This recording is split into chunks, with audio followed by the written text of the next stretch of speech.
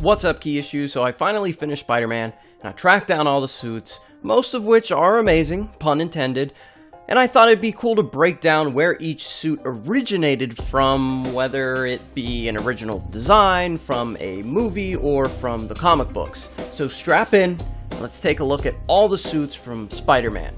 Oh, and spoilers, obviously.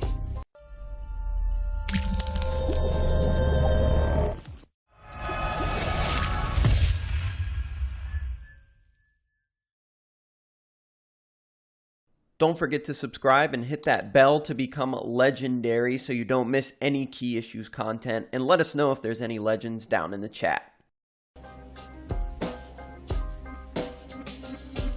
This is an original suit created by the Insomniac team.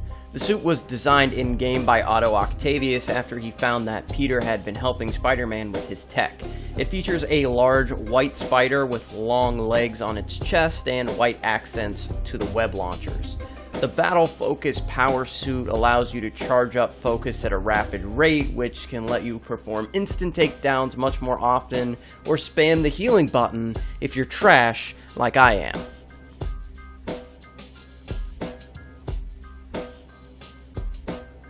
This suit made its first appearance in Amazing Fantasy 15 along with Spider-Man himself, and has been a mainstay throughout Spider-Man's history.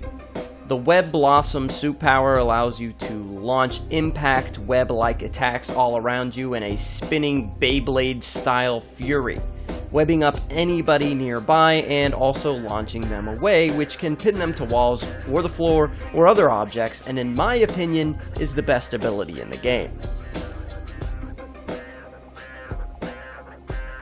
This suit first appeared in Spider-Man Noir #1, the first of a 4-part miniseries from 2009. The story is a darker and more grounded take on Spider-Man that was set in the early 20th century during the Great Depression. The Sound of Silence is the perfect suit power for completing those final stealth missions around the map. With this ability active, enemies radioing their friends will find no help coming. And since your attacks make no noise, you can fight as much as you want, and other enemies cannot detect you unless, they actually see you. This suit is traditionally worn by Ben Reilly, a clone of Peter Parker, and the suit first appeared during the Clone Saga storyline in Web of Spider-Man 118. The Hollow Decoy Power Suit allows you to even the odds. Kinda. Enemies will become distracted by hollow decoys that the suit deploys, and this is likely a callback to Ben Reilly being a clone of Peter Parker. Peter created a second version of his spider armor to compensate for the loss of his spider sense, because without it he can be easily wounded by bullets.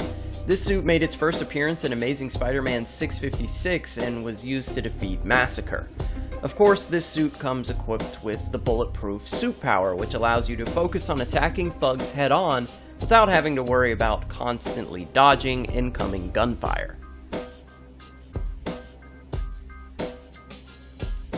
This suit first appeared during the 2004-2005 comic series of the same name, where several of Marvel's superheroes battled against technology-themed villains. The exact issue is Secret War number 5, if you're keeping track. The Arms Race suit power is pretty good. It unleashes a blast around you that will stun nearby enemies and renders their guns useless for a short while, but I'd rather just use Web Blossom every time.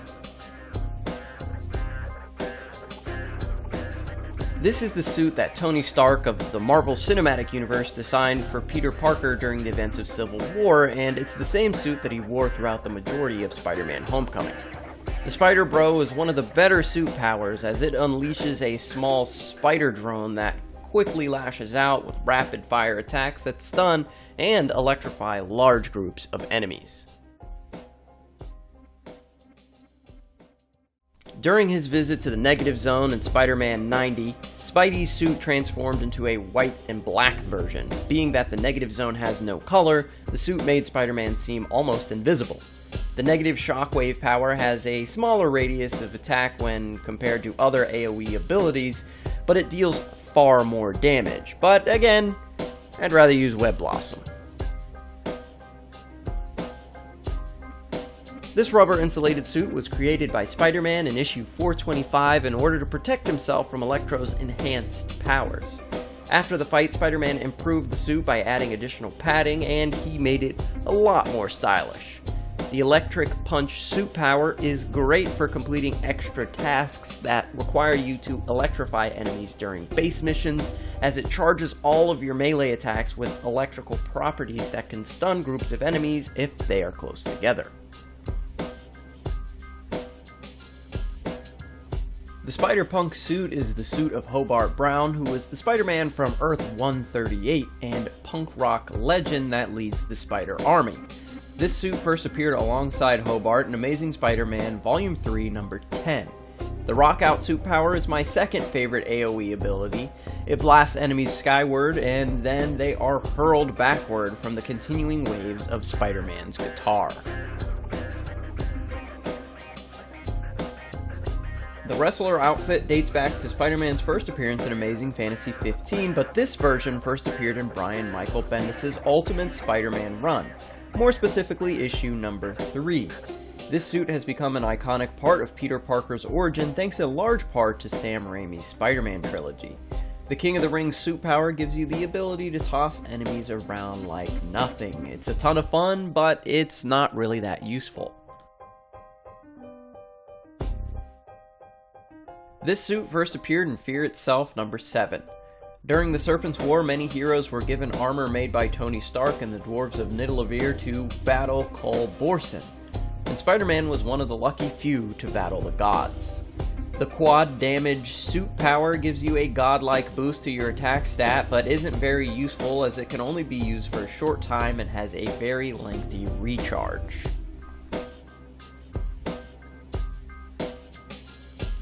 Peter handcrafted this awesome suit, and it first appeared in Amazing Spider-Man 650 during the Big Time arc.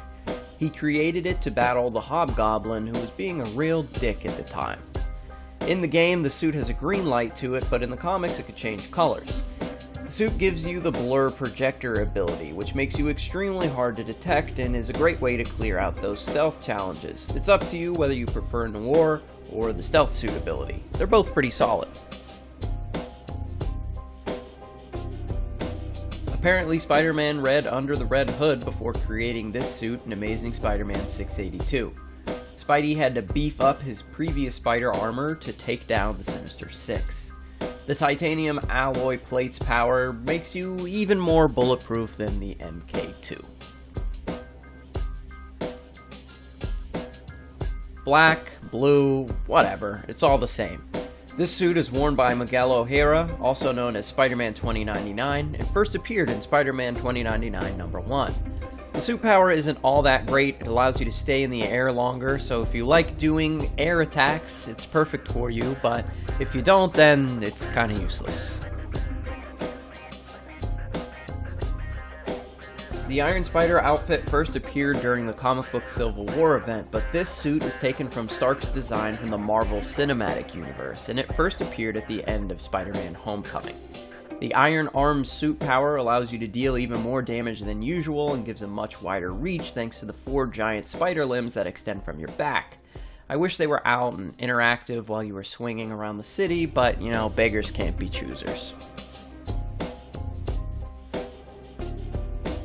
This suit is another original design made specifically for this game. Designed by acclaimed comic book artist and film character designer Adi Granov, it has not been seen in any other Spider-Man iteration. But the suit power is hot garbage. It lets you sprint faster and knocks down enemies you run into like some sort of mini juggernaut. This is my personal favorite suit to traverse the city in, and it first appeared in Amazing Spider-Man Volume 4, number 1. The suit was created by Peter after taking his body back from Doc Ock, and has been a recurring outfit unlike the previous iterations. The defense shield is one of the best suit powers in the game, and is great for extending combos.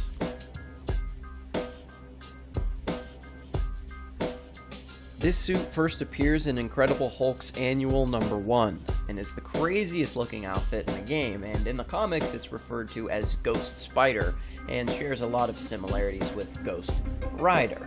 The Spirit Power ability burns enemies as you attack, and is not bad for clearing out crowds in a hurry. Still not as good as Web Blossom, though. Another super badass suit worn by Miguel O'Hara, the Spider-Man of 2099. This suit was created in Spider-Man 2099 Volume 3 Number 1 by Peter Parker for Miguel after he joined Parker Industries in the present day. The Concussion Strike suit power boosts your attack power and sends enemies flying with every punch, which also sometimes makes it harder to finish them off, but it's a great way to clear out some space. An inked and cel-shaded version of Peter Parker's classic suit from Amazing Fantasy 15, and one of my favorites. Although it's kind of jarring at first, you'll get used to it quickly. The Quip suit power is probably the most deadly in the game, as it insults your enemies as you take them down. This outfit first appeared in Amazing Spider-Man 500 and belongs to the Spider-Man of Earth 312500.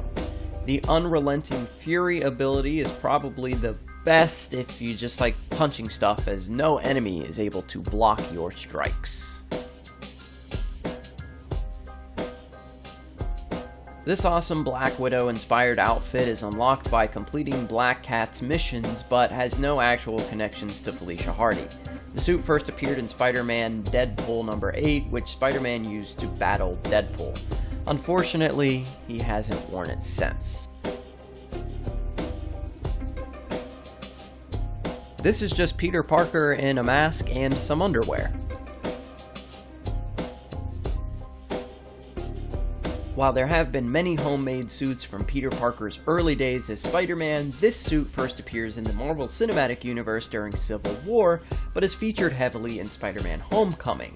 You get this suit by tracking down all of Peter's lost backpacks, and unfortunately, it has no special ability. Peter rocks his alma mater's t-shirt in this outfit, and it is a secret suit that can only be unlocked by finding all secret photo ops. It also has no suit power. This is another Insomniac original, and it looks like a hybrid between spider armor, the symbiote suit from Secret Wars, and also the arms that Doc Ock uses in this game. It's unfortunate that it had to be made at all, though. Can I get a RIP Uncle Doc Ock in the comments, please? The suit power Resupply is perfect for boss fights, as many bosses require you to constantly web them up. Resupply will be a must during a New Game Plus. So those are all the suits in the game, where they came from, how they came to be. I hope you learned something interesting in this video. If you did, remember to like and subscribe. It does really help us out. Also follow us on Twitter at KeyIssuesCast. That's at KeyIssuesCast. You can also support us on Patreon if you feel so inclined. But other than that, I'm out of here. Remember the motto, it's comics over everything.